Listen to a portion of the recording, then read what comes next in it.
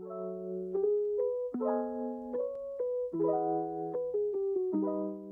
friends, welcome back to my channel. My name is Mel. I just passed the 1 month mark since I started my booktube channel, and I'm close to 40 subscribers now. So thank you so much for everyone who's liked, commented, and subscribed to my channel. I'm so grateful, and it's been so great to get to know the booktube community.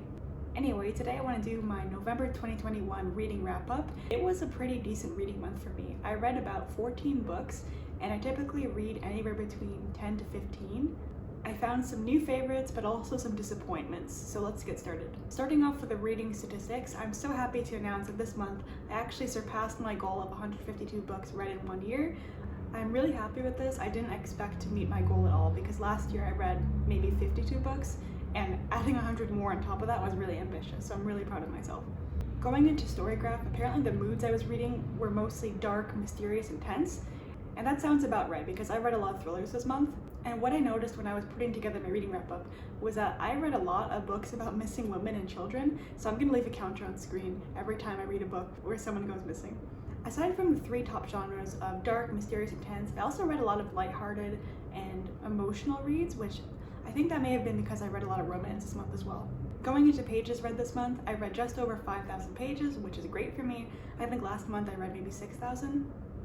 My average rating this month was 3.74 stars, and that's pretty decent for me because I tend to rate books maybe 3 stars if I feel meh about it, and I rarely give 5 stars. The lowest rated books I had were The Heart Principle by Helen Hoang and The Project by Courtney Summers, and the one book that I gave 5 stars this month was Sadie by Courtney Summers. Looking at the pace now, it looks like I read mostly medium to fast-paced books, and again, that tracks. I read a lot of thrillers this month.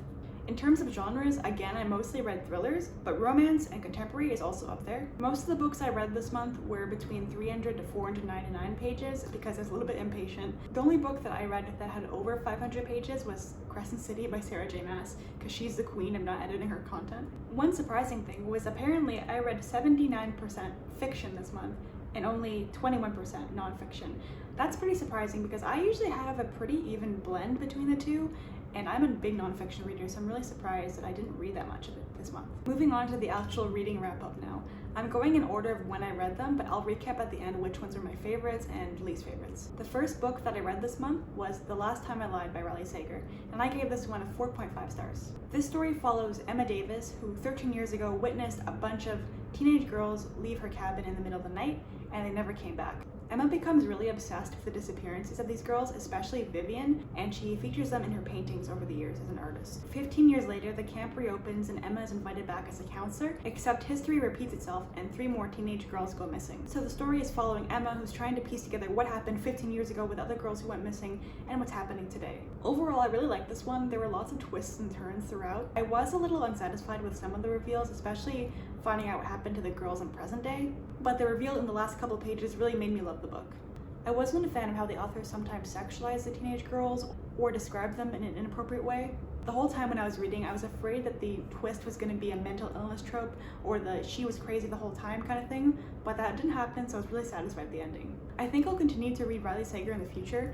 I've only read Lock Every Door so far, but I'm interested in seeing what else he's put out. The next book I read this month was The Night She Disappeared by Lisa Jewell, and I gave this a 3.5 stars. This is a story about a young couple who leaves their baby with their mom overnight, but they end up never coming home. The mother, who they left the baby with, investigates and finds out that her daughter was last seen at a party with a group of friends. Meanwhile, we're following a character named Sophie, who is a writer interested in the case. I ended up enjoying this book. I think the first 100 pages or so were really slow and I almost DNF'd. I also didn't care about Sophie, the writing character. She didn't really have much relevance to the story at all. The ending was a little bit rushed. Everything came together really quickly and I didn't really know what was going on. Plus, there were so many side characters that they all blended together and none of them really had distinct personalities. I was really surprised with the ending though. I predicted one of the plot twists, but overall I was impressed. I'm very rarely emotionally invested in thrillers, but this story had a really great mother and daughter relationship that had me really hoping the daughter would come home. The next book I read was Sadie by Courtney Summers, and I gave this book a 5 stars. I absolutely loved it. This is a story about a girl named Sadie who goes missing. Her sister Maddie was murdered and she's looking for the person who killed her. The story follows Sadie's point of view, but also a podcast that's trying to track her movements and piece together the puzzle. This story was definitely a page turner. I ended up finishing it in one sitting and staying up way past my bedtime. This was a very emotional thriller with some dark themes in it, and I'm not going to say what the themes were exactly because that would be a spoiler, so feel free to look up the trigger warnings. I know there's probably probably some controversy over this, but I really enjoyed how the book ended, and it's really hard for a thriller to impress me with its ending. Overall, I highly recommend this book. It's less than 300 pages, so definitely give it a try. The next book I read was The Project by Courtney Summers, and I gave this a 3 stars.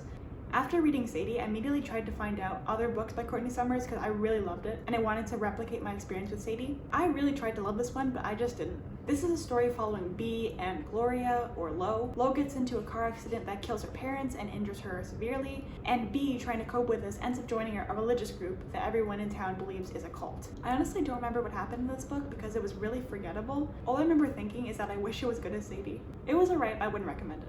The next book I read was The Power of When, and I gave this 4 stars. The book is essentially about the best time to do things based on your chronotype, whether you're a morning or night person or a mixture of both. This book taught me a lot of interesting information, but mostly just reaffirmed what I already know. It's an interesting read overall if you want to optimize when the best time to do things is, but remember that ultimately it's more important that you get things done and not when. The next book I read was The Love Hypothesis by Ellie Hazelwood. I actually already posted a review about this book, talking about what I liked, what I didn't like, and whether I thought it was worth the hype, so I'll link it in the cards here. Despite the book's flaws, I was really invested in the characters, and it's one of my favorite romances in a while.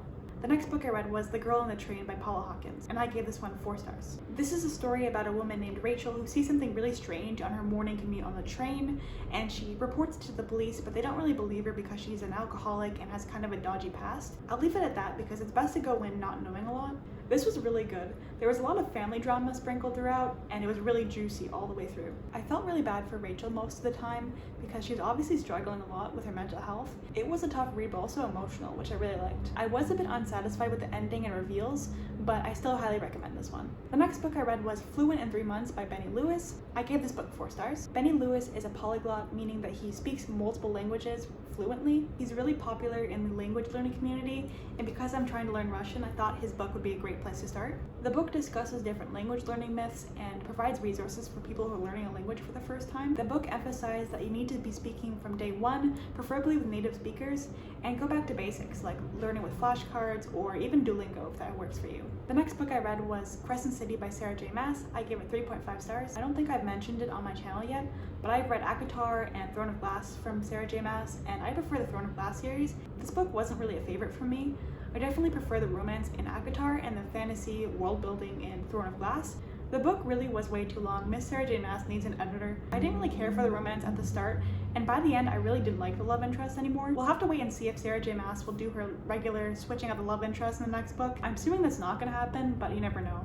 I'm planning a video right now with my series predictions and my full thoughts on the book, so stay tuned. The next book I read this month was Dopamine Nation by Anna Lemke, and I gave this 4 stars. This is a non-fiction book about how dopamine affects our brain and how our society overstimulates us. Some of the key lessons I learned from this book were that constant pursuit of pleasure and avoidance of pain will inevitably lead to more pain, and to recovery begins with abstinence, ideally 4 weeks. The next book I read was The Soulmate Equation by Christina Lauren, and I gave this 3.5 stars. This is a book about a woman named Jess who's a single mom and wants to get back into dating. She gets a 98% match with the CEO of a DNA matching company. They offer her $10,000 a month to date him because a 98% level match is unheard of, and they want to do more tests and get some publicity. I don't remember a lot of details from this book, even though I read it like just last week. I do know that the daughter Juno was really cute, and the romance is a little bit mediocre and forgettable. I think I've read a lot of Christina Lauren now, and the books are usually hit or miss, so I might just stay away from them from now on. The next book I read was Local Woman Missing by Mary Kubica. I gave this book 3.5 stars, and I actually already posted an in-depth review, so I'll link it in the cards. I was really captivated by this book from the beginning up until around the middle, but I really hated the ending. I found it really ridiculous. Go watch the video if you want to learn more of my thoughts. The second last book I read this month was The Heart Principle by Helen Huang, and I gave this 3 stars. I wasn't at all invested in the romance in this book, even though it's a romance book. One, the love interest I felt was really undeveloped. I didn't really care what happened to him. He had his own emotional issues and barriers to overcome, but that wasn't really explored in the book. I feel like the relationship between him and Anna moved way too quickly. They went from friends to lovers way too fast, in my opinion. I really enjoyed Anna's character development the most, especially seeing her learn how to cope with imperfection and stand up for herself. Learning more about her family and her upbringing was really heartbreaking. If it wasn't for her character or point of view, I think this book would have been a 2-star read for me. I just wasn't invested in the romance. The last book I read in November was Gallery of Blood by S.T. Gibson, and I gave this 3.5 stars. I honestly don't really understand the hype for this one. This is a queer retelling of Dracula's wives. The writing was really beautiful, but I wasn't really invested in the characters. I also felt like the ending was a little bit rushed. We got to know the first two wives fairly well, but not really the last. Overall, I would still recommend this book, but I don't really understand the hype. That's all I have for today. It turns out that I read a lot of books about missing women or children. That wasn't intentional, but I think I just really like that trope. If I had to recommend a few of my favorite books from this month, they would be Sadie, The Love Hypothesis, The Last Time I Lied, and Diary of Blood. And my anti-recommendations from this month would be The Love Equation and The Heart Principle. There was nothing necessarily wrong with those two books, but they didn't really stand out. They were really mediocre in my opinion. Anyway, thank you so much for watching and staying until the end. Let me know in the comments if you've read any of these books and what you thought about them. Also, comment down below what your favorite read of November was. Bye guys.